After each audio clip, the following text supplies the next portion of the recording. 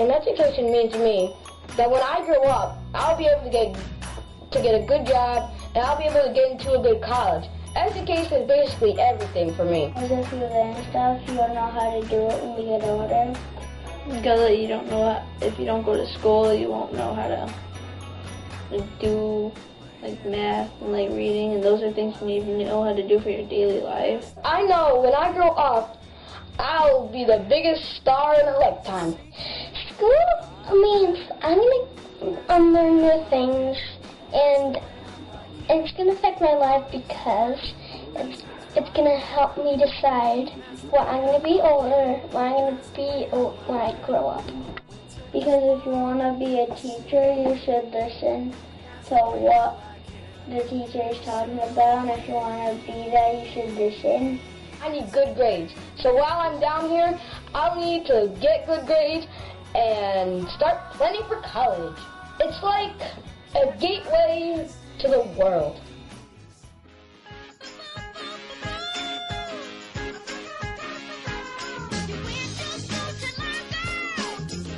It really comes down to education. You talk a lot about education in the book and what needs to be fixed. Why is it that America has fallen so far on the ladder in terms of education in this country? Well, that is a major problem because obviously as a country we need to become competitive again, much more than we are.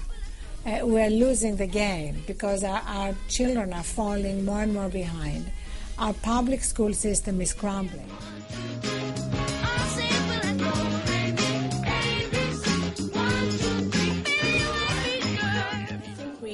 To move away from a very outdated model of education and move more towards what's needed in the real world, what's needed for industry and the economy, and a international view of what education should be, and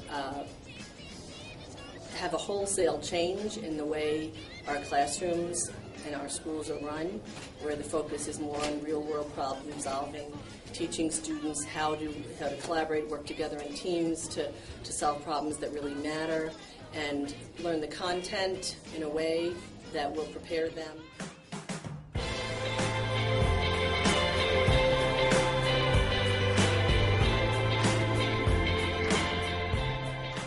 I feel No Child Left Behind is in need of major reform, and the reason for that is that some of the mandates are not realistic, and I thought we just talked about the special ed population. To hold them to the same standard that the regular students are held to is not fair because they do have a disability. What they should do with our special ed population and maybe a couple of other subgroups is to go to something called monitoring and progress monitoring, meaning they should watch and see how that student individually progresses from year to year, from day to day on their testing. So that's a major reform that they should look at. The other reform is not to hold the student accountable for all the different subgroups, because by the time this is all said and done, every school in New York State will be on the school in need of improvement list. Obviously, the funding can be effective. Both grants involve the infusion of a significant amount of funding to the state level and then to the school district level. And those funds allow us to do things you might otherwise be unable to do. So I think that's a very positive thing. What I think is negative, I'll speak first to No Child Left Behind, is the significant focus on accountability and punishment with very little time to implement the changes you need to make, and a focus on what districts are doing wrong and not always moving in a positive direction in terms of support. I sit on the Education and Labor Committee as we speak.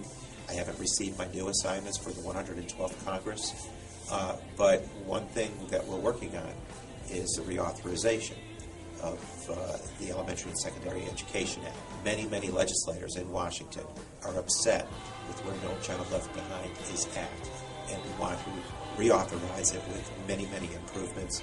And after we reform the formula, as we revitalize that formula, then fund it to a level that is appropriate before we start any new programming or any new initiatives.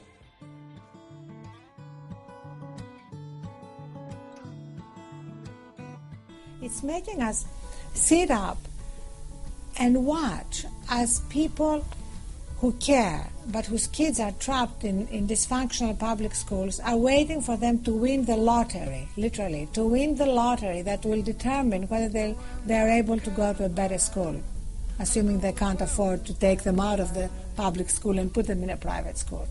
And so when you look at the fact that the American middle-class dream has come down to a lottery, you realize in how much trouble we are.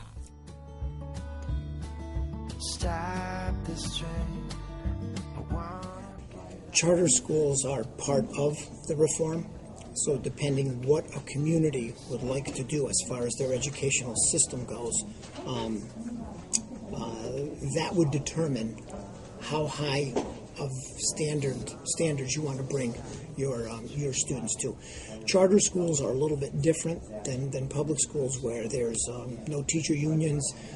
You don't have to have certified teachers, and there's uniforms and some of those things. But it depends on the community. Some communities may be, and they could be successful.